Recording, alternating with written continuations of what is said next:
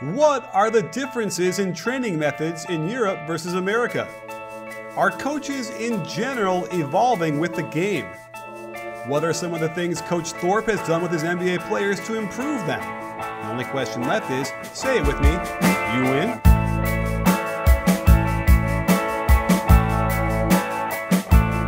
Hey sports fans, Coach Nick here, and welcome to the B-Ball Breakdown Podcast. Today I'm pleased to bring on the show David Thorpe, who's a longtime NBA analyst, author of Basketball is Jazz, Story and Lessons from a Basketball Lifer Working with NBA Players. Working with NBA players since 1999. So David, forgive me for that extra long intro to your book title, but thanks for coming on the show. I really appreciate it. My pleasure. Thanks for having me. Great. And punctuation is always important. So don't let the kids, if you're in school, don't forget to add that. So anyhow, really happy to have you on. I feel like we live somewhat parallel lives on either coast, sort of discussing and analyzing the NBA. Just one quick trip through your timeline. It looks very familiar to mine, I guess, sans the video clips. Is that fair?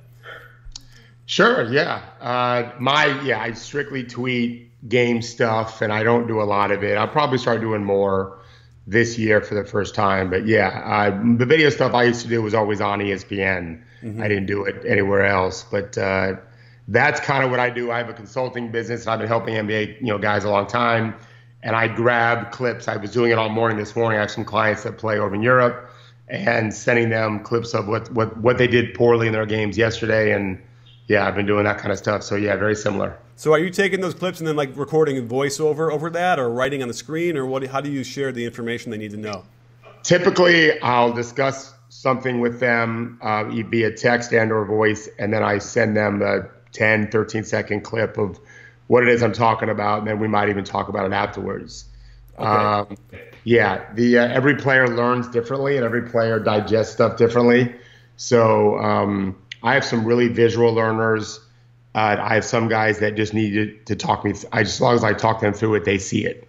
And I've been doing this a long time, so every guy's different.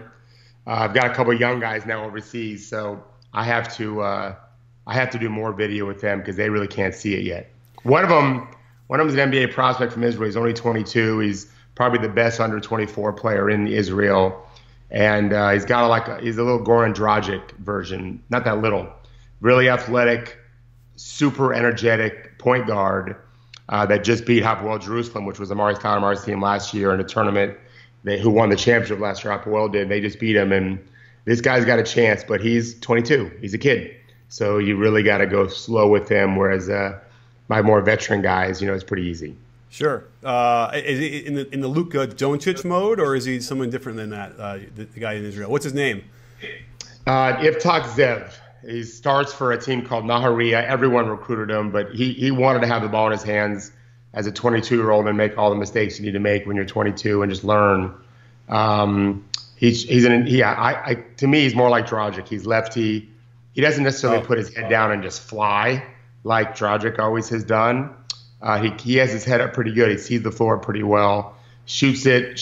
He played for their under 25 team that played in the World University Games this year, lost to Purdue in overtime in the Final Four in Chinese Taipei. And he shot like 50% from three. He can really shoot. But I like guards. The way the league's playing now, guards that have a great skill, great. Obviously, who doesn't love them? But playing incredibly hard at that position really can turn dividends, and he's a guy that really is kind of a beast.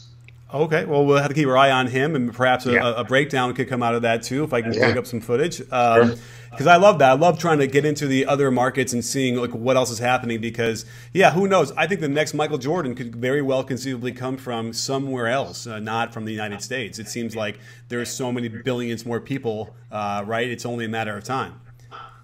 Sure. I mean, the argument that people make that the game was so much better, the league was so much better, the NBA 30 years ago just falls flat for me because we have a global talent pool now. Mm-hmm. One of the things I do when I consult with teams is if you get out of America, teams in both basketball and soccer or European football, they own, in a sense, their region. so they can grab a 12-year-old and develop him and have a great chance at keeping him. Whereas, of course, in America, that can't happen. I was texting with Mark Cuban about this because right now the best kind of soccer academy in the country is based in Dallas. And I read an article about them, and he was quoted as being a fan and so forth. And he wants to do something similar in basketball in Dallas, but he can't find a 12-year-old or 15-year-old that's really talented and own him. That guy is going to be playing AAU and going to high school and going to college. You have no control. So as I help these teams overseas, we want to increase our talent pool base. So if you've got, if you're a town of 500,000, we want to get as many kids as possible playing your sport in your facility or within the construct of what you're doing, because you never know when the next Michael Jordan's going to come. You want as many kids involved. What you don't want is for them to turn 17, suddenly figure it out athletically, but they're not playing your sports anymore. They're playing something else. And so that's my point of the NBA is you're right. He won't be like Michael Jordan, but the next greatest player in the world, the odds are he's going to come from somewhere outside the continental U.S. It certainly could be Canada. But yeah, Europe, Asia. The game is a global game. Africa, Antetokounmpo, who's got both European and African roots. Mm-hmm. He has a chance to be the best player in the league in 3 or 4 years. Yeah, or even sooner. I mean, I think I think obviously the thing that holds him back is the jump shot, and we've seen some improvement. I kind of wanted to throw that out there to you because obviously you work a lot with jump shooting, and certainly I do as well. And certainly I spend a lot of time just frame by frame going over mechanics. What do you make of the whole Markelle Fultz thing that's been popping up here on Twitter and in the news about his shot? Have you seen this?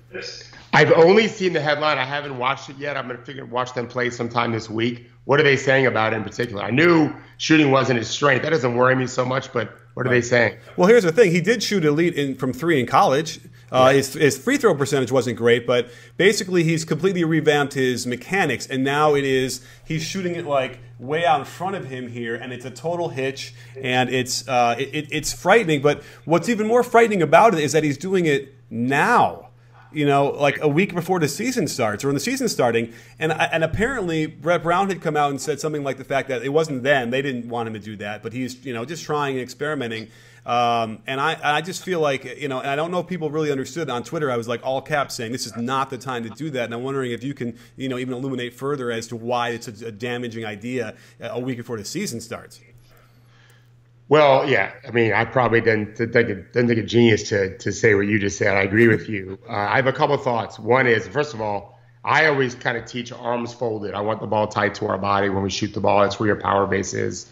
The idea of doing something this late before the season starts and believing that it's going to translate during the season is a little bit silly.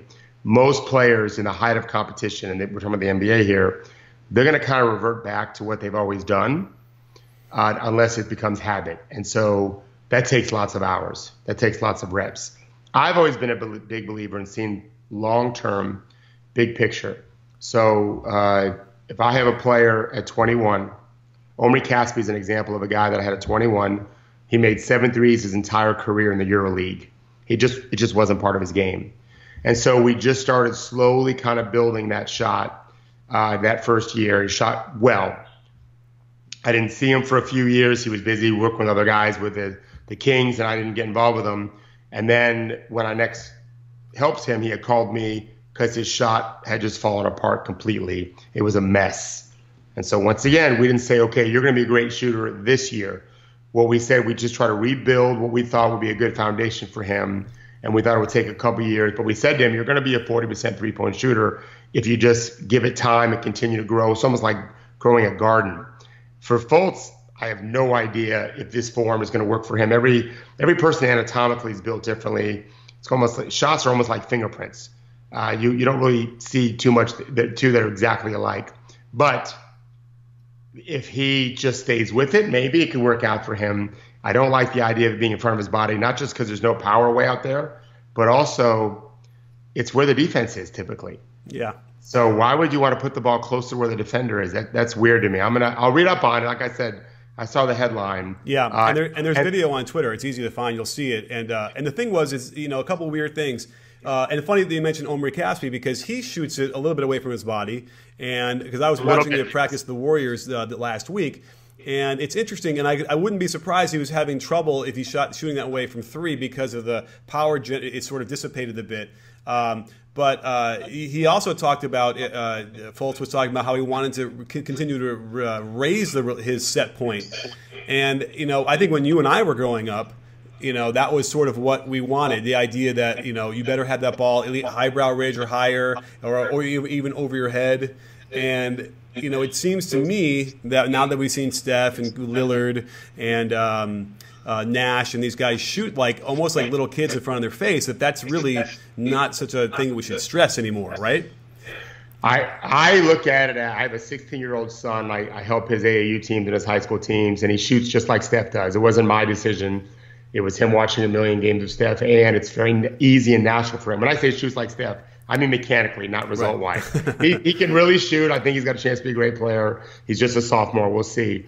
But what I've taught him is the closer you get to the rim, the higher the ball has to be in your release point, typically. There obviously are exceptions. Right. But you should not be taking a shot from 3 unless it's the end of a shot clock or in the high school case, end of a quarter, that needs to come from above your eyes in order to get it off, unless it's in those positions, because it means you're contested. Why would you take that shot? It's a bad shot. So yes, releasing from your chin to me isn't a big deal at all because you're supposed to be wide open to begin with. And speaking about chins, if you're in the habit of keeping yours clean shaven, then you must try Harry's razors. I gotta tell you, the handle is my favorite part. It's ergonomic and balanced perfectly, and I also love their shave gel. Since I started using Harry's razors, people have been commenting on my smooth face a lot, and who wouldn't want that? And if you're one of those bearded millennials, get with the program and let us see your face. What are you hiding? If you're wondering how well the blades are made, the founders Jeff and Andy make them in a German factory. The highest quality razors for half the price of the leading 5-blade razor. You know what I'm talking about. And they're shipped right to your door. No asking the store clerk to open a display case. Best of all, if you go to harrys.com/coachnick, you'll get their trial set for free. Just cover the shipping cost. You'll get their awesome handle, 5 precision-engineered blades, rich lathering shave gel, and a travel blade cover. I'm positive you'll feel the same way I do about Harry's, so just do it. harrys.com/coachnick and get your free trial set today. It might even help with your jump shot. You know what's funny is the more and more I study this, the more I learn about this, the more I realize that I start coaching less. You know what I mean? I almost say there's less things that I'm concerned about. I used to threaten my high school players, my varsity guys, where if you didn't shoot the ball from up here with your eyebrow ridge or higher, you're not playing varsity. I literally used to say that, and I would torture these kids. I'd call them, years later to apologize for a lot of this stuff. And now I'm like, give me my feet alignment the way I want it. Give me rhythm the way I want it. And I like, with the dip. I like to sway at the end with the feet as they flow forward. And then everything else, like you mentioned, as far as physiology, the physics or what's the word? The biomechanics and the functional movement. Yeah. Again, there is no ideal for each individual person. And I feel like, are we getting closer to that realization across the board, or do you still see or observe coaches that are just like trying to force, circles into squares? I think there's a lot of really bad, dumb, ignorant coaches. Yes. They tend to be older. They tend to be my age. I'm 50. I'll be 53 in February. And they just don't care about what's new. Mm-hmm. They're just going to do what they've always done. Luckily, those guys every year get closer and closer to retiring. They might be great coaches in many respects. They're just not very good shooting coaches. Mm-hmm. I see all types. I see really sharp young people. Of course, there's some amazing coaches that are my age and better than me or older than me even. But they tend to be embracing new ideas, new technologies, new theories. It's like any other business. You see the gamut of everything from A to Z. We see all of it. I'm a big believer in it's got to be a natural feel. You and I can debate all we want about the dip and the swing forward. I think it's awful. It doesn't mean that if you do it, you can't shoot. Of course you can. Some of the best shooters ever play the game did that. All the great shooters did it? What's that? All of them. Well, Larry Bird didn't dip it down below his waist and let his feet fly forward. Reggie Miller didn't dip it below his waist and have his feet fly forward. In fact, you would never – that's my point I was going to make with both of those two. Uh, Jim Furyk is one of the best golfers ever. I don't know if you ever follow golf at all. Do you know what that is, though? It sounds vaguely familiar, but I don't know. Jim Furyk has like the craziest swing you could ever imagine. Okay. You would never teach anyone ever to swing the way he swings. He's going to be, maybe earnings top 5 golfer all time, amazing in Ryder Cup and President's Cup. He's older now. In fact, he might even be closing the Champions League now. He might be 50. But it worked for him. And I'm a big believer in that in shooting, period. It's got to be, if you naturally dip it, I think it helps if you're taller and quicker because you need to have space. That's a longer release. But if that works for you, and obviously you can make it, I am not someone that would have you change just for the sake of, well, you got to do it this way. No, you got to make the shot. I'm a big believer in you got to make the shot. And so I like what you said. I think you made a really good point about saying less or coaching less. I definitely subscribe to that. In my book, I have a chapter. I don't remember the name of it anymore, but it might be called 2 Minutes or Less. And I'll never speak to my guys, including my NBA players, for more than 2 minutes at a time. And typically it's 30 seconds, 20 seconds. I want to get them getting reps. I want to talk while they're playing, while they're shooting. If I'm talking about basketball stuff, obviously if I'm lecturing about how to treat women or whatever, I may lecture for 30 minutes if I need to for younger kids. But I like the idea of talking less, learning that the economy of language is such a key aspect for coaching, making it simple. And over the years, I've learned I can say what used to take 50 words, maybe 6 now, because I've done it a long time, and I know which words really work.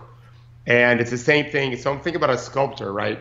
That's what you're talking about. You get a guy who's shooting the ball, and you're just barely touching some things, polishing this here and there, especially when you get to the pro level. Obviously, at the high school level, because my son started playing in 6th grade, you're really kind of building from the ground up. But we're talking about older, more experienced, guys that live in the gym all the time anyway. Yeah, I think you're right. I definitely believe that we got to talk less, observe more, support, and give small little things here and there. Sure. And I think it's funny that the power of language is so powerful. And I know you've talked a lot about that, and we're going to get that in a minute. But as far as even just when you're trying to, at high school level, 8th grade level, it's the verbal cues that you use that generally tend to be, it's one word, like wrist, right. Elbow. Right. You know what I mean? And exactly. I even heard that from you years ago, and I'm assimilating it now. But certainly, it's really important. Like those are the things, because I've seen it at the NBA level. I've seen it where they come out, the assistant or the coach comes out, and they talk for 15 straight minutes about what they want to do on defense. This is in training camp. And then another coach comes out and speaks for 15 straight minutes, and another coach, and yet they never move into space or actually do what they just spent that time talking about.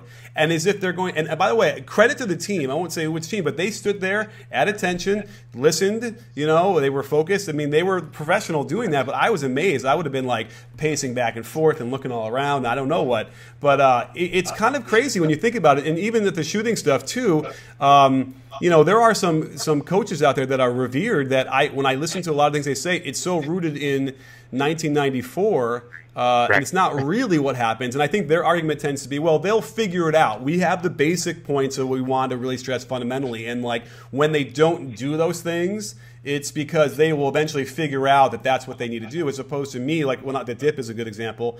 Listen, every good shooter I've studied for the last 50 years, and we're talking 6 inches to a foot. It's not like we're dipping. By the way, Ray Allen had a huge dip to his knees practically. And he had one of the fastest releases in the NBA. So for me, rhythm and power. Now, Bird and those guys who were like 2-motion shooters is almost a whole other class. Like that, those are giraffes, and I'm talking about sparrows, or I don't know. And so, right. So, but the point being is that 15 years ago, I'm not even sure we could have this conversation because I don't even think anybody appreciated those nuances of the jump shot. Well, yeah, the science of all of this definitely is a big deal. I'll give you 2 funny quick stories. One is, you know Mike Fratello. I do. Mike Fratello is, yeah. So I was working at 5-star basketball camp in the 90s, and he was a head NBA coach, and we had 7 or 8, maybe 9 future NBA players in the camp that week, and maybe another 5 or 6 NBA players that were counselors who were still in college at that time. Very talented players that you would know right away. And we did a lecture every day at 5-star camp. There's 400 or 500 kids there. There was a famous guy would come in and give a lecture. And Fratello's lecture, I'll never forget it. It was 100 degrees outside. We were indoors in a non-air conditioned gym in Pittsburgh, Pennsylvania in July of whatever year this was. And his topic was the 8 ways to defend the pick and roll. And every coach loved it, including me. Boiling hot. We were dying. You work your butts off at these camps, and we're writing everything down and studying.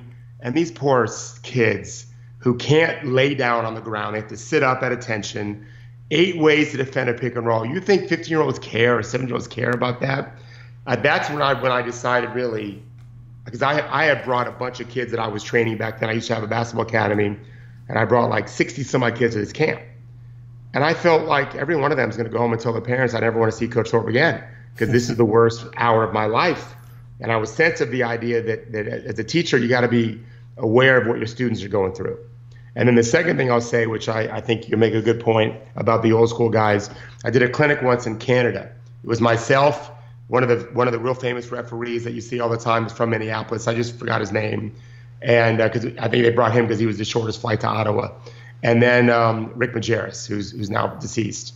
And I did a big thing about my shooting clinic in the morning, and I talked about shot fakes a lot, and we demonstrated a lot of shot fakes in the drills. And Rick came on. He wasn't a very nice guy. Really brilliant. His book, Life on a Napkin, is amazing. But he was kind of a jerk, actually. And he treated me great, except for in front of all these people who seemed to really like my clinic. First thing he said is, Coach Thorpe is a great guy. He's got some innovative ideas. But nobody shot fakes anymore. It's long gone. I don't know why you wasted your time with. So I just was surprised. I get back to the hotel. My wife is in the room. They put on a preseason game. It was October, and the Mavericks were playing, and just shot fake, freeze fake. And I just thought, why? Just because it's new doesn't mean it's wrong. And by the way, they've been faking since the game began. But that reminded me very much of that mentality of that generation, as if they invented the game and they're experts and we're a bunch of dummies. Right. That's just not the case. I can learn from anybody. Oh, by the way, the one thing I've taken from B-Ball Breakdown and having done this long enough is I get to encounter people and coaches from every level across the entire world every day, via email or Skype or calls or whatever at clinics.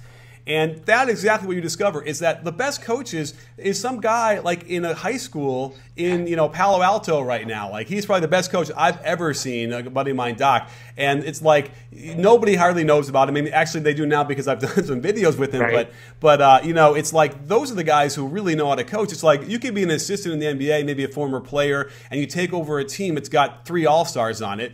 And you've never had to learn how to coach out of a bag. Like, when you are coaching a high school team that has nobody taller than 6 feet and you're going against the team that's won 90 straight games in your league, right? Like that, there's some value in being in situations like that where I think sometimes people just assume, how about this one? People just assume that if you are a coach in the NBA, you are obviously the best coach in the world. Like that's why you're there. And I don't want to shit on anybody in the NBA. Everyone is good and they all know what they're doing, but I think there's a mentality out there that it kind of is off. Would you agree with that? Well, yeah. I mean, you never want to make generalizations about anything. I know you don't mean it that way. Right. I do. Well, first of all, I like what you said about the high school coach, because I've long since said there's a lot of NBA coaches year to year that wouldn't win my county with talent. Okay. They're guys that haven't coached before. They don't really have a great command, but they have a great pedigree or resume or whatever. So I totally agree with you on that. And we were talking before we started taping about Ryan Pannone, the 15-year assistant of mine, who's now the youngest head coach in Europe. He coached in Slovakia. His team, I think he's got the 9th largest budget in the league, and they just lost in overtime to the defending champs. He's going to do great. He might be an NBA coach one day. He's going to be a great coach somewhere. Certainly in Europe for a long time. And I turned 50 a couple years ago, and he was invited to my wife threw a roast and toast. And it was very sweet. My family and closest friends came. Some NBA people came and roasted me, but also said some really great things. But Ryan said the best thing of all to me, which was the first day I ever met him and let him help me. He was 19, just turned 19, I think. And I had 4 or 5 NBA guys in the court and some other high-level college guys. And I don't remember this, by the way, but Ryan said it, and I believe it to be true. He said that he noticed they were doing something that he thought he could correct, and he said it to me quietly. He's like, hey, Coach, I'm seeing this. I don't know what it was. And apparently I said, "We'll tell the guys." And he was just thinking, "What? I'm 19. I'm a high school coach. What are you talking about?" But I just said, "Tell the guys." And I said, "Hey, fellas, Coach Pannone has a really good point he wants to make to you." And Ryan felt like he was 10 feet tall when he heard that. To me, we're all just trying to help players get better. And as soon as we think we're better than someone, I never think about that. I never think about, oh, I'm better than him, because maybe I'm not.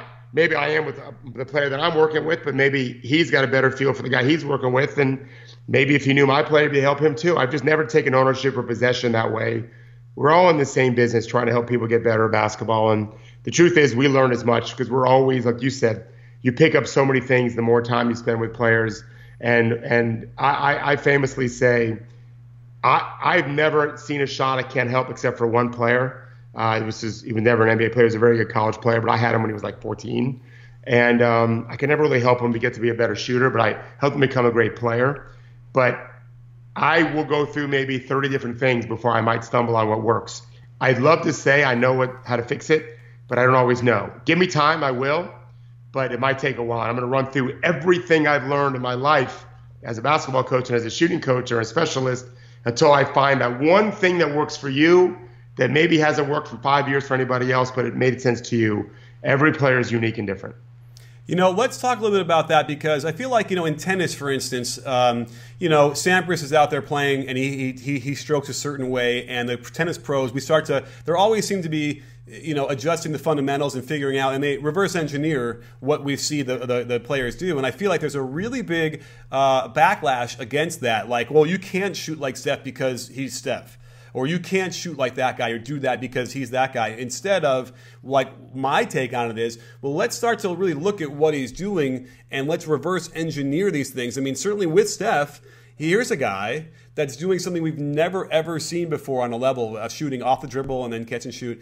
I think we owe it to ourselves to really look at what he's doing and figure out if maybe those are the fundamentals that we should be incorporating or not, either way. I feel like there's a resistance to that, but I'm kind of curious, with your experience shooting, what do you feel about that?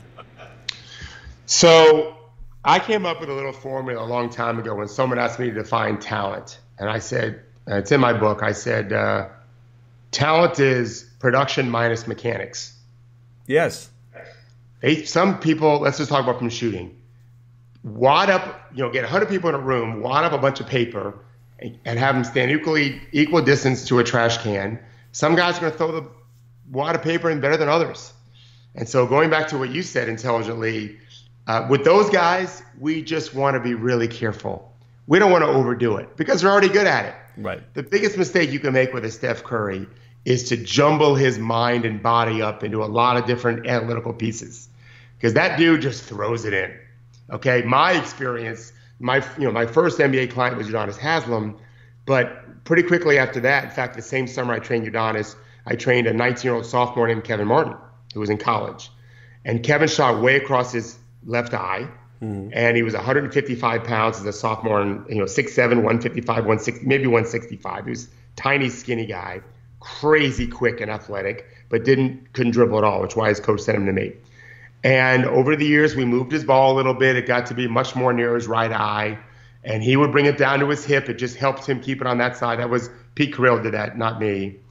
But I just knew this. People can criticize me any way they want. They can criticize him any way they want. That dude throws it in.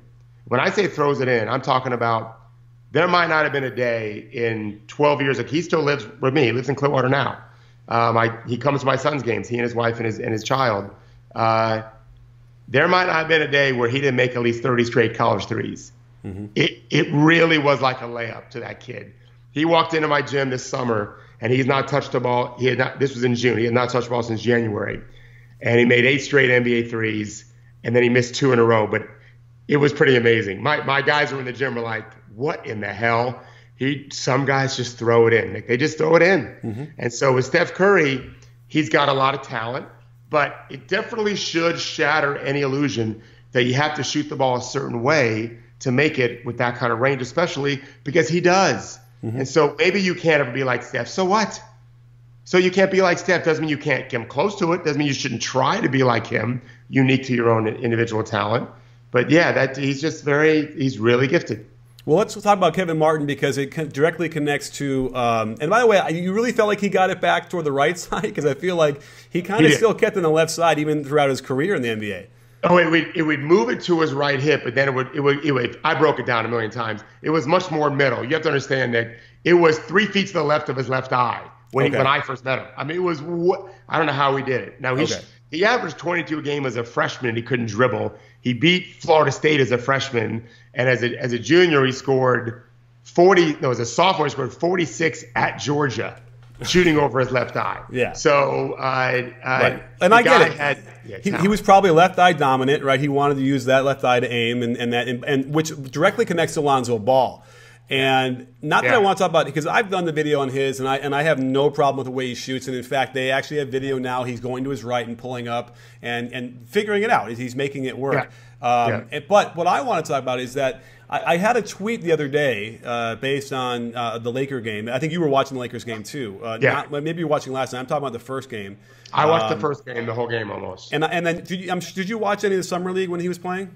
I was in Israel, and I caught some because they did show the games there, but it wasn't as many, so I only saw them a couple of times. Well, help me out here because I think either I'm crazy or the people on Twitter are dumb, which could be mixed. And by the way, which is fine. That's why I'm there. I'm here to help. But here's the thing: there was a play where Lonzo had gone to the bench. And all of a sudden, they get a defensive rebound. It was like boom, boom, boom, 4 passes, and then an alley-oop dunk. Like one of the fast breaks you're going to see all year long, right? It was beautiful. It was amazing. And the key here was it was an early pass up the court, which I think that maybe you and I are both familiar with. Like when you have younger kids or high school kids or even the college, it's kind of hard to get them to give the ball up early. They want to all dribble the ball up and run a fast break like Magic Johnson, and they're afraid they won't get the ball back if they give it up early. And so, but we're seeing that now across the board with all the Lakers, and we saw that in the summer league too. Like the crowd is into it, the players are into it. They all want to cut and move, and I don't think that people fully appreciate when a really good passer gets onto a team, what that effect is on everybody else. And now you've seen it, right? Do you know what I'm talking about? Yeah, very much so. So it's definitely the best thing my son does is what I call hit-ahead passes. Mm-hmm. He on a team of 9 seniors where he's probably the only sophomore that'll play varsity. He played some as a freshman. He doesn't have a whole lot of gifts. I mean, he was 5'7" a year ago now, maybe 5'6". Now he's 6 feet tall. But he gets rid of the ball so fast, and he really I have a player I've trained for 5 years named Gal Meckel, a brilliant passer, one of the best guards in Europe. He's playing in ACB now. Amazing hit-ahead passer, amazing pick-and-roll passer. And he literally taught my son how to throw the 2-hand chest pass 50 feet. He taught him how to throw it to a shooter so the ball is spinning backwards violently so that shooter can get it right where he wants in his seams and shoot it. And my son really values that kind of stuff. So you are preaching to the choir when it comes to hit-ahead passes and quick movement. I don't necessarily agree. I'm not arguing with you at all, Nick, but I don't necessarily agree that that's just Lonzo Ball. I think that Luke already said, last year if you watched the Lakers like I did, anyone who gets it, just bring it up. And he said, no, we're going to get to our point guard because I think he knows Lonzo will get rid of it. But I think Luke is really preaching because that's how the Warriors play and that's how the Spurs play. But I think the combination is true. So it's not just Luke. I'm a huge Lonzo Ball fan, and I absolutely think that does carry some weight. Corey Brewer's always been a great hit-ahead guy. Corey is he can't shoot, but he's a very efficient player all around and very willing passer and one of the most unselfish guys you'll ever see in the NBA. He just wants to win. He doesn't really care who gets the points. And I think that culture is starting there. It's one reason why Corey, I think, is still there. Lonzo definitely is that way. Yes, they're going to be so fun to watch because he's got them doing that. And I think that their transition game is going to be so much better because as much as I love Julius Randle, he's just not a point guard. Get the ball in the hands of your guys that can really make easy plays, to include getting rid of it early. To me, it's the only way to play, to be honest with you. That doesn't mean you should always hit the ball ahead because there's factors at play. Sometimes I like my point guard keeping it down the middle. If I think we have a numbered break, sometimes it's better to throw it ahead early. It depends on who you're throwing it to. But I think, generally speaking, to me, the game is much more beautiful to watch when they play that way. Mm-hmm. And I think that the league is getting there faster. I think the whole world is getting that way. Yeah, but the secondary point I was then trying to make was I feel like the presence of Lonzo Ball in practice and in these games there's something that it's obviously different. They're already better. They're more talented this year than they were last year anyway. But there's something different about the way they're moving that ball. And, I think the problem is with the father, there's a lot of backlash against Lonzo just already built in. And it's unfortunate because he is not that way. He's not boisterous. He's not whatever. But so my point is, and I've done it because I kind of played that way. I used to throw passes just like that, kind of crazy Nets Johnson passes. And I just know that it influenced everybody else. And everybody else wanted to make those passes and move the same way. And I don't think right now I'm on an island here wanting to give credit to Ball for really infusing that energy of the ball. You're not. But I would argue this a little bit. So first of all, going into last year, Clarkson and Russell are two of the biggest ball stoppers we have in the league, right? So I don't think Luke bothered to try to change them too much because he wasn't going to succeed. They're young guys. That doesn't mean they can't get better because the Nets will really preach that as well with Russell. I think Clarkson, one of the best moves the Lakers have made is like I said already, no one else but Lonzo bring it up when he's in the game. And the second thing is Jordan Clarkson's kind of surrounded with this culture. And so he just seems to be dribbling much less in these preseason games. But here to me is the more important point regarding ball movement. You're right, of course, that a player like Lonzo and a culture of early quick pass and so forth, everyone gets more involved. But more importantly, they'll race more, because they have a better chance to get it on time. Mm-hmm. Why would you race for 48 minutes when 3 steps down the floor, you're almost 3/4 of the way there, but your point guard is just going to keep dribbling it? Right. You stop racing. So Corey Brewer is never going to stop racing, but the other guys would. And now you got a bunch of guys wanting to race because Lonzo just might throw it to him, and so might everybody else. And so they're really one of my favorite teams to watch already, I can tell. Oh, I know. And I agree with you also. The dad drives me crazy. I just wish ESPN would stop talking about him. To me, he's a non-story. You're making him the story. That bothers me. Lonzo is interesting enough to love on his own. I think that's his name. I get the Ball names mixed up. The young Ball rookie from the Lakers is a very fun, interesting, talented player. And I also don't agree at all that he's a minus defender and always will be. I think he sucks on defense because every rookie does, and they suck on defense generally because they're young, and they're playing super fast, and there's an adjustment, and they practice for 5 days. Mm-hmm. Let's give them some time. But there's no reason why Lonzo can't be a plus defender. I reject any thought that he can't be a plus defender in this league, because he can be. Right. And by the way, not only is he a rookie, and he's a young rookie, but he's playing the point guard position. So every point guard gets embarrassed once a game by the other point guard. Always. Right. It's the best league in the world. Yeah. I mean, and I don't know. He's thin. Give him time. I don't know if you know about, my Steph is a really great defender thing. And I did a video, and I still get people yelling at me for that. And I even had people who, this was 2 seasons ago, I did a video where he would stand up big men who try to, post him up, and he would cut guys off, and he has great hands. And I had people say to me, the clips that you showed in that video, even if you want to argue that I was poaching clips, they're like, that's bad defense that you're showing in those clips. And I'm like, I mean, sometimes it's the narrative, or I don't know if there's cultural and very deep-seated issues that we've encountering, I think, across the world now that leak into basketball. But not to get too thick, but I do want to mention that what you mentioned as far as the Lonzo Ball and Randall. Randall sprints the court to the block, and Ball threw the ball about 65 feet toward him, and he didn't look back, and the ball whizzed by his nose. He'll learn. Did you see this last night? Yeah, he'll learn. Yeah. And then you could see Randall. Maybe I'm making this up, but I almost felt like he kind of looked around, was like, oh, I had better look next time, because I don't think he's even used to it and ready for that.